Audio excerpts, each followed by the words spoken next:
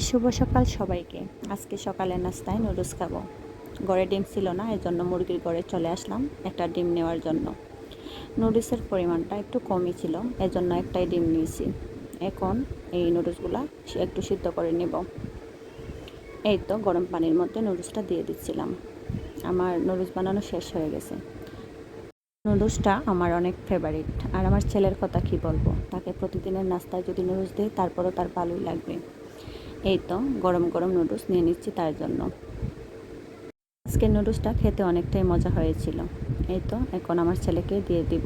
আর এদিকে তার কথা কি বলবো, সে নুডলস খাওয়ার জন্য টেবিলের একদম উপরে বসে আছে। তার পাগলামির আর শেষ নেই। এই তো নুডলস দেখে সে চলে আসছে খাওয়ার জন্য। একমাত্র নুডলসটাই সে তার নিজের হাতে খেতে পছন্দ করে এবং নিজের হাতেই খায়। এই তো ছেলেকে খাইয়ে এখন নিজের জন্য কিছুটা নুডলস নিয়ে নিচ্ছি, নিজে খাবো। এই তো আমাদের মা ছেলের নাস্তা আজকে এটাই ছিল।